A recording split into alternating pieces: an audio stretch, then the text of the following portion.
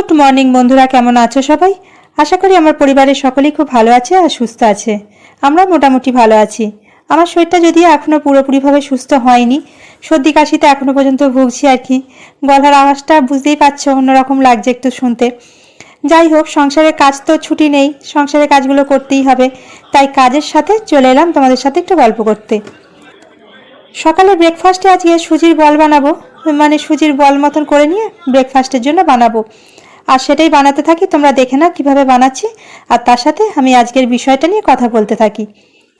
ভালো থাকলে খারাপও তেমনই থাকবে, যেমন অন্ধকার থাকলে আলোও থাকবে, তেমনই আবার ভালোবাসা থাকলে ঝগড়া তো থাকবেই। যে কোনো সম্পর্কেই, সেটা বন্ধু বান্ধবের সম্পর্ক হোক বা স্বামী স্ত্রীর সম্পর্ক, বাবা মার সাথে, সব জায়গাতেই ঝগড়াটা থাকেই।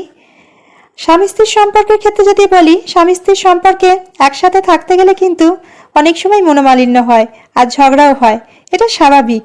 ঝগড়া মান অভিমান যেখানে থাকে সেখানে ভালোবাসাও থাকে। আর ঝগড়া করতে পারি আমাদের কাছের মানুষের সাথেই, আমরা তো আর বাইরের মানুষের সাথে গিয়ে ঝগড়া করতে পারবো না। কাছের মানুষের সাথে, প্রিয়জনের সঙ্গে কিন্তু ঝগড়াটা বেশি হয়ে থাকে দেখবে। তবে ঝগড়া করা মানে কিন্তু সারাদিন ধরে ঝগড়া করে যাওয়া নয়, তাহলে ব্যাপারটা কিন্তু খুব খারাপ পরিস্থিতি তৈরি করবে। কাছের মানুষটির ভালো মন্দ অনেক সময় কিন্তু মনের মধ্যে ক্ষোভ তৈরি হয়ে যায়, কোনো কিছু ভালো না লাগা, বিরক্তিকর জিনিস, সেগুলো নিয়েই কিন্তু ঝগড়া শান্তি সৃষ্টি হয়। তবে সেই ক্ষোভ মনের ভিতরে জমিয়ে না রাখাটাই কিন্তু ভালো। তেমনই আবার অতিরিক্ত রেগে ফেটে পড়াটাও কিন্তু খুব খারাপ। ঝগড়ার কারণে যাতে সম্পর্ক খারাপ না হয়ে যায়, তার জন্য কিন্তু 3টি কথা মনে রাখো সবসময়। 3টি কথা তো বলবো। আর এদিকে দেখেছো, আমি সুজিটা না জলেতে ফুটিয়ে নিয়েছি আগে ভালো করে। সমপরিমাণ যে পরিমাণ সুজি রেখেছি তার ডবল জল ছিল। জলের মধ্যে একটু আদা আর তার সাথে নুন গোলমরিচ দিয়ে আর সুজিটাকে ভালো করে করে নিয়েছিলাম, রান্না করে নিয়ে তারপরে সেটাকে ভালো করে মেখে বল বল বানিয়ে নিয়েছি। এখন কারি পাতা, সর্ষে, কাঁচা লঙ্কা সমস্ত ফোড়ন দিয়েছি, একটু ভাজা মশলা দিয়েছি আর তার সাথে এখানে সাদা তিল ছড়িয়ে দিয়েছি, দিয়ে এখন এইগুলোকে বানিয়ে নিলাম। আর বলগুলোকে আমি একটু স্টিম করে নিয়েছিলাম, যাতে একটু সুজির বলগুলো ভালো নরম হয়ে যায়। খেতে কিন্তু বেশ ভালোই লাগে, হালকা ফুলকা খাবার আর কি, একদমই রিচ নয়, খুব হালকা করে করেছি। তবে এতে অনেক রকম মশলা দিয়ে আর একটু ঝাল ঝাল বানানো যায়, যেহেতু এখন সবার শরীর সুস্থ নয় সেই জন্য আর কি হালকা করেই বানিয়েছি। যাই হোক, যে টপিকটা নিয়ে বলছিলাম, প্রথমেই যেটা বলবো, ঝগড়া হলে কিন্তু সবসময় লিমিটের মধ্যে কথা বলা উচিত। ঝগড়া হলে আমরা ঝগড়ার সময় রাগের মাথায় কী যে বলতে থাকি, আমাদের নিজেদেরই মাথার ঠিক থাকে না। অনেক সময় মুখে যা আসে আনাপ সানাপ বলে দিই, কিন্তু সেটা যখন পরিস্থিতিটা সামলে যায়, পরে যখন মাথা ঠান্ডা হয় ভাবি, তখন দেখবে যে কত কিছু খারাপ কথাই না বলে ফেলি আমরা। রাগের সময় মানুষের মুখের লিমিট থাকে না, সেই জন্য সবসময় মুখের লিমিটটা রাখা কিন্তু খুবই প্রয়োজন।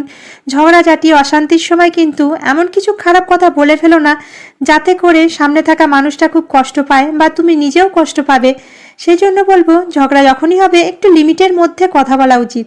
যদিও আমরা রেগে গেলে তখন লিমিট ব্যাপারটা থাকেই না, তবে হ্যাঁ, যদি আমরা অভ্যেসে পরিণত করি, ধীরে ধীরে কিন্তু সেটা অভ্যেসে পরিণত হয়ে যায় যে হ্যাঁ, যখনই ঝগড়া হবে বা ঝগড়ার মতন পরিবেশ তৈরি হবে, তখনই নিজেকে একটু ঠান্ডা করার, মাথাটাকে ঠান্ডা রাখার চেষ্টা করতে হবে। 1 গ্লাস জল খাও, বা যেখানে যাকে নিয়ে ঝগড়া সৃষ্টি হচ্ছে সেখান থেকে সামনে থেকে বেরিয়ে যাও বা সরে যাও, তাহলে দেখবে পরিস্থিতিটা অনেকটাই সামলে নেওয়া যায়। আর এই অভ্যেসটা কিন্তু একেবারেই তৈরি হয় না, সেই জন্য ধীরে ধীরে অভ্যেসটাকে তৈরি করতে হয়। আর সকালে জলখাবার করে নিয়ে এখন দুপুরের রান্নায় চলে এসেছি। দুপুরে যে বাঁধাকপির তরকারি করব। আর পরীকে তার আগে কী করলাম, একটু লেবুর শরবত বানিয়ে দিয়েছি মিক্সিতে করে। যদিও লেবুটা ছাড়াতে আমার অনেকটাই সময় লেগে গেছে, রান্না বসাতেও বেলা হয়ে গেল, এদিকে আবার ঘরদোর পরিষ্কারও এখনও সম্পূর্ণ করে উঠতে পারিনি। যাই হোক, তরকারিটা বসিয়ে দিয়ে তারপরে এবার সেই কাজগুলো করব। বাঁধাকপির তরকারিতে একটু করতে সময় লেগে যায়, তাই ভাবলাম যে তরকারিটা বসিয়ে দিয়ে তারপরে ঘর পরিষ্কারের কাজে লেগে পড়ব। পরবর্তী সেকেন্ড যেটা বলবো সেটা হলো, পরিবার তুলে কথা বলবে না কখনোই। যখনই যার সাথেই ঝগড়া হোক না কেন, তোমার বন্ধু বান্ধবের সঙ্গে হোক বা স্বামী স্ত্রীর সম্পর্কে হোক, কখনই কেউ কারোর পরিবার তুলে কথা বলাটা একদমই ভালো নয়। এটা ভীষণই বাজে রকম। মানে কেউ কারোর পরিবার তুলে, বাবা মা তুলে কথা বললে কিন্তু ব্যাপারটা অন্যরকম দাঁড়িয়ে যায়, তখন তার মনে আঘাত লাগে। তুমি যেমন নিজেও বলবে না, তোমার সামনে থাকা মানুষটির পরিবার তুলে, অথবা তোমাকেও যাতে সেই মানুষটি না বলে সেই বিষয়েও কিন্তু তোমাকে প্রোটেক্ট করতে হবে। তোমাকে যদি সেই মানুষটি বলে থাকে তোমার পরিবার তুলে, তোমাকে অবশ্যই তখন সেটাকে বাধা দেওয়া দরকার যে ঝগড়া হচ্ছে তোমার আমার মধ্যে, দুজনের মধ্যে, সম্পর্কের মধ্যে একে অপরের পরিবার, বাবা মা এখানে কখনোই কিন্তু নিয়ে আসাটা একদমই উচিত নয়। আমার যেটা মনে হয়, ঝগড়া যখন নিজেদের মধ্যে হচ্ছে, স্বামী স্ত্রীর মধ্যে হচ্ছে, সেখানে বাবা মা কখনোই মাঝখানে আসবে না। নিজেদের সমস্যা নিজেদেরকে মেটাতে হবে, কখনোই একে অপরের পরিবার তুলে কথা বলবে না। এতে কি হবে, সমস্যাটা বেশি জটিল হবে না। আর এদিকে রান্নাবান্না কমপ্লিট করে নিয়ে দেখেছো আমি রান্নাঘরটাকে পরিষ্কার করে নিলাম। এই দিকটা যতক্ষণ না পরিষ্কার থাকে না, দেখতে খুব বাজে লাগে, যেহেতু ওপেন কিচেন। রান্নাঘরটাকে সবসময় যতটা পারা যায় কি কিচেনের স্ল্যাবটাকে অন্তত পরিষ্কার রাখার চেষ্টা করি। পরবর্তী পয়েন্ট যেটা বলবো, যখনই ঝগড়া হোক না কেন, ঝগড়া হবার পরে অনেকেই আমরা করি কি, যে অনেক সময় মানুষটির সঙ্গে কথা বলি না। ঝগড়ার পর কিন্তু দীর্ঘ সময় কথা বন্ধ করা যাবে না। দীর্ঘ সময় যদি কথা বন্ধ করে রাখা হয় তাহলে কিন্তু সম্পর্কটা আরও বেশি খারাপ হয়ে যায়। সেই জন্য বলবো, ঝগড়া হওয়ার পর কিছুক্ষণ হয়তো আমরা কথা না বলেও থাকতে পারি, একটা বেলা হয়তো হতে পারে, কিন্তু তা বলে এই নয় যে দিনের পর দিন বা একদিন ছেড়ে দুদিন হয়ে গেল তখনও কথা বলছি না, আমি রাগ দেখিয়ে বসে আছি। এই জিনিসটা কিন্তু একদমই ভালো নয়। তাহলে কিন্তু মনের মধ্যে ক্ষোভটা আরও বেশি জমতে থাকে। ঝগড়াও যখন হলো একটা বেলা কথা বললে না, আবার ধীরে সুস্থে স্বাভাবিক হয়ে যাও, নিজের কাজকর্ম করতে থাকো, যেমনটা করতে থাকো, তোমার যেটা ডিউটি সেটা করতে থাকো, তাহলে দেখবে পরিস্থিতিটা স্বাভাবিক হয়ে যায় আর আমরা মেন্টালিভাবেও কিন্তু ফ্রি হয়ে যাই। আর যদি মনের মধ্যে ক্ষোভটাকে অনেকক্ষণ পুষিয়ে রেখে দিই, হয়তো কথাই বললাম না মানুষটার সঙ্গে, তাহলে কিন্তু সম্পর্কটা আরও বেশি খারাপ হয়ে যায়। আর দীর্ঘ সময় কথা না বললে সেই মানুষটিও ভাববে যে তাকে বোধহয় তোমার প্রয়োজন নেই বা তার সঙ্গে তুমি কথা বলতে চাইছো না। এতে করে সম্পর্ক আরও বেশি খারাপ হয়। তাই দীর্ঘ সময় চুপচাপ না থেকে একবেলার মধ্যেই কিন্তু সমস্যাটা মিটিয়ে নেওয়ার চেষ্টা করো। আর এখানে আমি বেডরুমটাকে পরিষ্কার করতে লেগে পড়েছি। এখন রান্নাটা কমপ্লিট করে এসে তারপরেই কিন্তু বেডরুমটা ক্লিন করতে লেগেছি।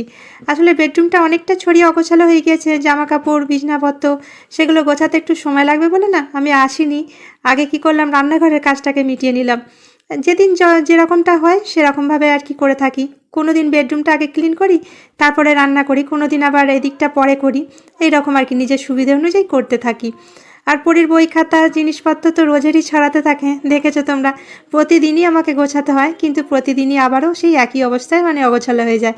যাই হোক, এখন লাস্ট পয়েন্ট যেটা বলবো সেটা হলো সরি বলতে শেখো। যখনই যার সাথেই ঝগড়া হোক না কেন, নিজের ভুল থাকলে অবশ্যই নিজের ভুলটা স্বীকার করতে শেখাটা খুব প্রয়োজন। আর তার সাথে সামনে থাকা মানুষটিকে অবশ্যই সরি বলার প্রয়োজন। আর যদি নিজের ভুল নাও থাকে তার ক্ষেত্রেও বলবো কিন্তু একটু চুপ করে যাওয়াটা কিন্তু প্রয়োজন। আর আমি কিন্তু এখানে কাজ করতে করতে ভীষণ রকম টায়ার্ড হয়ে পড়েছি, সেই জন্য না বসে পড়েছি। আগে জল খেয়ে তারপরে আবার ভাবলাম যে বসে বসে একটু এগুলো গুছিয়ে নিই টেবিলটাকে। আসলে শরীরটা সুস্থ হচ্ছে না বলে না অনেকটাই ক্লান্ত হয়ে পড়ছি, একটুখানি কাজ করার পরেই দেখছি ক্লান্ত হয়ে পড়ছি। তাতে করে কি হচ্ছে, আমার সারাদিন কাজের সময়টাও বেশি লেগে যাচ্ছে। বারবার বসে পড়লে যা হয়, একটা কাজ করতে করতে বারবার বসে পড়ছি, শুয়ে পড়ছি, যে কারণে না অনেকটা সময় চলে যাচ্ছে। কিন্তু কি করব, শরীরটা কোনো রকমভাবে সুস্থ হয়ে উঠছে না আর কি। তবুও ঘরের কাজ তো করতেই হবে, সেই জন্য করতে থাকছি। আর ক্যামেরা করাটা আর কতক্ষণ বলো না, কাজ যেকালে আমাকে করতেই হচ্ছে, ক্যামেরাটা শুধুমাত্র চালু করে দেওয়া। ওই জন্যই আর কি ভিডিওগুলো যাতে রানিং রাখা যায়, চ্যানেলটা যাতে আর কি ডাউন না হয়ে যায়, সেই জন্য চেষ্টা করছি। এমনিতেও যদিও এতদিন ধরে কাজ করেও খুব একটা বেশি চ্যানেল আমার ইমপ্রুভ করতে পারিনি, উন্নতি করতে পারিনি, তবুও কিন্তু আশা ছাড়িনি, করে যাচ্ছি। একটা ভালো লাগার জায়গা তৈরি হয়েছে এই কাজের মাধ্যমে, তোমাদের সঙ্গে কথা বলার মাধ্যমে মনের মধ্যে একটা ভালো লাগার জায়গা তৈরি হয়ে গেছে। আর সেই ভালো লাগাটাকে নিয়েই এগিয়ে চলতে চাই। আর তোমাদের সাপোর্ট, তোমাদের ভালোবাসা কিন্তু অবশ্যই প্রয়োজন। তোমরা সাপোর্ট, তোমরা ভালোবাসা না দিলে কিন্তু একটা ছোট চ্যানেল এগিয়ে যাওয়া সম্ভব নয়। আর তোমাদের ভালোবাসা পাইও, তোমাদের মোটিভেশনাল কথাবার্তাগুলো, তোমাদের কমেন্টগুলো পেয়ে কিন্তু খুব ভালো লাগে, মনটা খুশি হয়ে যায়, বলবে না কিন্তু। আর এখানে দেখো টেবিলটা একটা না পর্দা লাগিয়ে দিয়েছি, টেবিল ক্লথটা খুব নোংরা হয়ে গিয়েছে, পরীকে একেবারে খারাপ করে ফেলেছে, কালার লাগিয়ে কেটে সেই জন্য কী করেছি, একটা আর কি পর্দা ছিল এক্সট্রা, সেই এক্সট্রা পর্দাটাকে টেবিল ক্লথ হিসেবে লাগিয়ে দিয়েছি, যাতে একটু দেখতে পরিষ্কার লাগে। আর যেমনটা বলছিলাম যে লাস্ট পয়েন্টটা, সরি বলাটা কিন্তু খুবই প্রয়োজন। কারোর সঙ্গে যখনই ঝগড়া হোক না কেন, তোমার কাছের মানুষটির সঙ্গে সম্পর্ক যাতে খারাপ না হয়ে যায়, তার জন্য কিন্তু তুমি আগ বাড়িয়ে সরি বলে দিলে তাতে কিছুই আসে না। সরি বললে মানুষ কখনোই ছোট হয় না, সরি বললে বরং সম্পর্কটা ভালো থাকে। আর সেই সম্পর্ক ভালো রাখতে গেলে কিন্তু ঝগড়াটাকে থামানোর জন্য কিন্তু একটুখানি ছোট্ট একটা সরি শব্দ কিন্তু ব্যবহার করা যেতেই পারে। আমি আমার বাচ্চাকেও সবসময় শিখিয়ে থাকি যে ছোটোখাটো কোনো ভুল করলে অবশ্যই সরি বলে ব্যাপারটাকে থামিয়ে দেবে, সেটাকে আরও কথা বলে বাড়াবে না। যে জিনিসটা আমার একদমই পছন্দ নয়, যে কথার ওপর কথা বলতে থাকলে তখন কি আর কথাটা আরও বেশি বাড়তে থাকে। আর এখানে আমি রসুন ছাড়িয়ে নিলাম অনেকটা, রসুনটা না ভিজিয়ে রেখেছিলাম যাতে তাড়াতাড়ি ছাড়ানো হয়, ছাড়িয়ে নিয়ে আর এখানে একটু মিষ্টি আনা ছিল, সেই মিষ্টিগুলোকে আর কি কন্টেনারে ভরে রাখছি ফ্রিজে রাখবো বলে। এখানে দেখেছো রসগোল্লাগুলো পড়ে রয়েছে আর পান্তুয়াগুলো সব একটা একটা করে ফাঁকা করে দিয়েছে। সেগুলো এগুলোকে আগে গুছিয়ে নিয়ে তারপরে এবার স্নানে যাব। স্নান করে নিয়ে পুজো করে তবে আমার কাজ কমপ্লিট হবে। আর আজকের ভিডিওটা এই পর্যন্ত। যে সকল বন্ধুরা দেখলে তাদের কাছে একটা ছোট্ট রিকোয়েস্ট রইল, আজকের ভিডিওটা যদি তোমাদের কিছু ভালো লেগে থাকে অবশ্যই একটা লাইক করে দিতে ভুলো না, আর কমেন্ট করে তোমাদের মতামত কিন্তু জানাতে ভুলো না। আর যদি কেউ নতুন বন্ধু হয়ে থাকো আমার চ্যানেলটাতে প্রথমবার, তাহলে চ্যানেলটা সাবস্ক্রাইব করে নিও, পাশে থাকার অনুরোধ রইল। আর অন্যান্য ভিডিওগুলোও দেখতে পারো, আশা করছি তোমাদের ভালো লাগবে। অন্যান্য ব্লগগুলো যেগুলো রয়েছে সেগুলো নিশ্চয়ই ভালো লাগবে তোমাদের। আর এখানে আমি দেখো স্নান টান করে এসে না আগে পুজোটা করে নিলাম, তারপরে দুপুরের খাওয়া দাওয়াটা সেরে নেবো।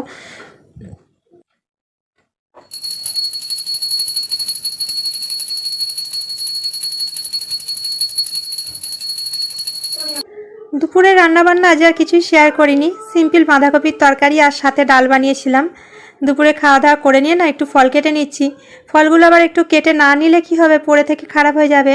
আর কিছু কিছু কাজ না আমারও একটু বিরক্ত লাগে, বিশেষ করে এই বেদানা ছাড়ানোর কাজটা খুব বিরক্ত লাগে। বেদানা ছাড়াতে একদমই পছন্দ করি না, সময় লাগে যেহেতু, সেই জন্য।